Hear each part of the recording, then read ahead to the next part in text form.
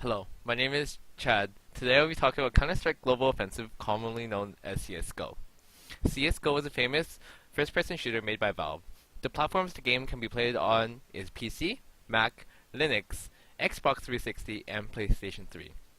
The game is most popular on PC and gets more frequent updates for the PC. It is not your standard first-person shooter, but rather a strategy-based first-person shooter with the different tactical elements in a game.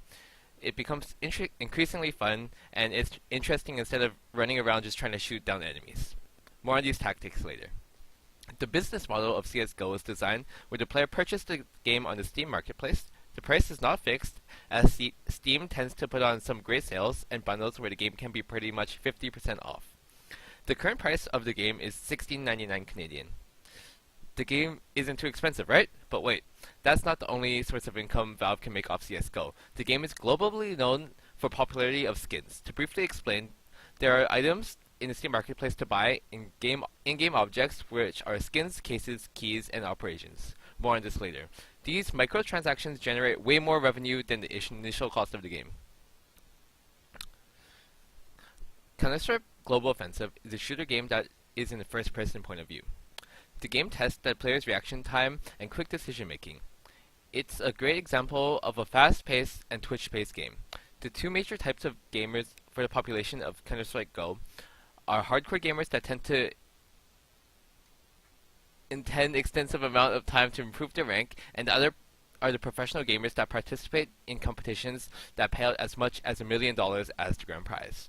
The players types are categorized as killers. The focus of Counter-Strike Go is rank. Essentially, the main aim of a majority of Counter-Strike players is to compete against other players and just win.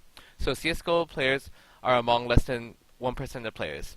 Now going in depth with tactics, basically, there are many types of utilities in the game and weapons that each team can buy that some are unique to each side of the game, counter-terrorist and terrorist.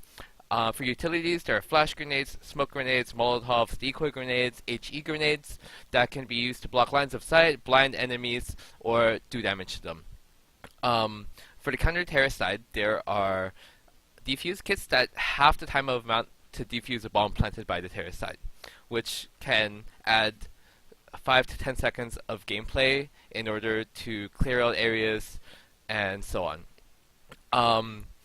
Using these utilities can be very useful on many maps, as some maps are heavily focused on strategy and other maps are focused more on just shooting people's heads off. Now going in depth with the business aspect of Counter-Strike Go, the skins are key to making revenue. Skins, cases, keys, and operations are things that you can buy from the Counter-Strike market, which is linked to the Steam market. So skins are basically open from cases, which you need to get a case drop, or you can buy a case, and you need to buy keys to open these cases, which cost about $3 to $5 depending on which case it is. The skins that are open from these cases can be super common and cost about 2-3 cents, or super rare that can cost upwards of $1,000 to $2,000. And with these microtransactions in the game, people can make money off opening very rare cases, but the Steam Marketplace also takes a percentage of these sales for the Valve revenue. This is why Counter-Strike is making a lot of money. And recently there's a lot of gambling websites that are making a lot of money on this as well. The game is known only for the competitive online multiplayer gaming. CSGO actually started off as a mod for Half-Life. So when Half-Life came out, it had a system where you could shoot guns, whatever. So coders and like computer people spent their time making a different game mode, and that's how Counter-Strike came to be, which is a 5v5 team-based shooter. So from the beginning, there was 1.0 and then up to 1.6, which was the first really big Counter-Strike game. Then they came out with Counter-Strike Source, which was popular in the North American and the South American scene, but not as popular in Europe. And that only lasted for a couple years until Counter-Strike Global Offensive came out. Counter-Strike Global Offensive is the third iteration of the Counter-Strike game, and it's the most popular since. The graphics are a lot better, so it incentivizes a lot of new people to come watch the competitive scene of the game and gets people interested a lot quicker. Just like how it brings in a lot of COD players as well. And it became so popular that there are a lot larger prize pools, as we talked about before, where $1 million can be the grand prize for a tournament.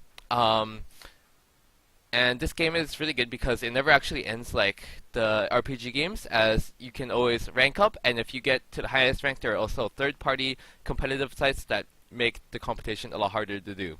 A lot of people like collecting rare skins and learning new tactics for the game, so in the first-person shooter game, this is rather inexpensive to buy, but can rack up a lot of money, a lot of your hours, so it's pretty worth it. And thank you, and hopefully you all enjoyed this video.